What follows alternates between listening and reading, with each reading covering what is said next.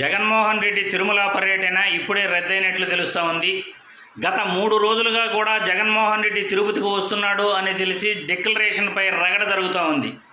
జగన్మోహన్ రెడ్డి గత 5 సంవత్సరాలలో ముఖ్యమంత్రిగా పనిచేసి ఎన్నోసార్లు తిరుపతికి వచ్చినప్పటికీ కూటమి నాయకులు 3 రోజుల నుండి డిక్లరేషన్ ఇవ్వాలి, ఖచ్చితంగా డిక్లరేషన్ ఇవ్వకపోతే మేము అడ్డుకుంటాము అని చెబుతున్న తరుణంలో భూమన కరుణాకర్ రెడ్డి గారు తిరుపతిలో జగన్మోహన్ రెడ్డిపై కుట్ర జరుగుతూ ఉంది, దాడికి ప్రయత్నిస్తున్నారు, అది ఎక్కడైనా దాడి జరిగే అవకాశం ఉంటుంది అని సంచలన వ్యాఖ్యలు చేసిన తర్వాత భూమన కరుణాకర్ రెడ్డి వ్యాఖ్యలకు అభిమానులంతా కూడా చాలా కంగారు పడుతున్నారు. ఎందుకంటే జగన్మోహన్ రెడ్డిపై నిజంగా దాడికి కుట్ర జరుగుతున్నదా? ఈ కూటమి నాయకులు అంటున్నట్లు ఒక్కొక్కరు ఒక్కొక్క మాటలు మాట్లాడుతున్నారు. ఖచ్చితంగా జగన్మోహన్ రెడ్డి డిక్లరేషన్ ఇవ్వాల్సిందే, లేకపోతే అడ్డుకుంటాము, తగిన బుద్ధి చెప్తాము, మేము పైకి పంపేము, తిరుమలకు కూడా వెళ్ళలేము, కిందనే అడ్డుకుంటాము అని చేస్తున్న తరుణంలో జగన్మోహన్ రెడ్డి పర్యటనను అర్ధాంతరంగా ఆయన రద్దు చేసుకోవడం జరిగింది. కాసేపట్లో మీడియా ముందుకు జగన్మోహన్ రెడ్డి గారు రావటం జరుగుతుంది. దీనికి కారణాలను కూడా జగన్మోహన్ రెడ్డి మీడియా ముందు వెల్లడించడం జరుగుతుంది. ఏది ఏమైనప్పటికీ ఈ విధంగా ఒక మాజీ ముఖ్యమంత్రిని తిరుమలకు రాకుండా అడ్డుకోవటం చాలా దుర్మార్గమైన చర్యగా చెప్పుకోవచ్చు.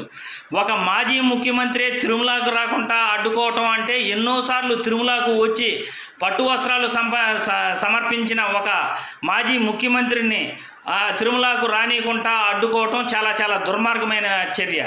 ఎందుకంటే లడ్డూ ప్రసాదంపై మొట్టమొదట చంద్రబాబు నాయుడు గారు లడ్డూలో కల్తీ జరిగిందని ఆయన ప్రచారం చేశాడు. హిందువుల మనోభావాలు దెబ్బతినేలాగా, హిందువుల యొక్క మనోభావాలను దెబ్బతీసేలాగా చంద్రబాబు గారు మరియు పవన్ కళ్యాణ్ గారు రెచ్చగొట్టే విధంగా ప్రజలతో మాట్లాడటం జరిగింది. గత ప్రభుత్వంలో లడ్డూ కల్తీ జరగలేదని, జూన్ నెలలోనే నెయ్యి ట్యాంకర్లు వచ్చాయని, అసలు వాడని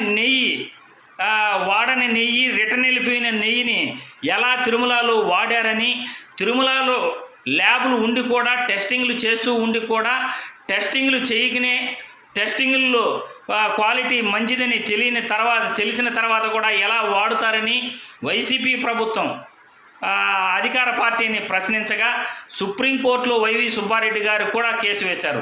సుబ్రహ్మణ్య స్వామి బీజేపీ నేత కూడా సుప్రీంకోర్టులో చంద్రబాబు వ్యాఖ్యలు నిరాధారమైన కేసు వేయడం జరిగింది. కేఏ పాల్గోర కూడా దీనిపై మాట్లాడటం జరిగింది.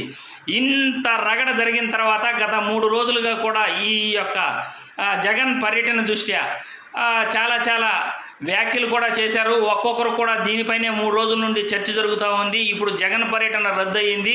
జగన్ పర్యటన రద్దయిన కారణంగా జగన్మోహన్ రెడ్డి ఏం మాట్లాడబోతున్నారు, తనపై దాడి జరుగుతుంది అనే వార్తలు నిజమా కాదా అనే విషయాలు మనం అప్డేట్లో తెలుసుకుందాం. జగన్మోహన్ రెడ్డి మీడియా సమావేశం తర్వాత మళ్ళీ మనం కలుస్తాం. Please watch the video.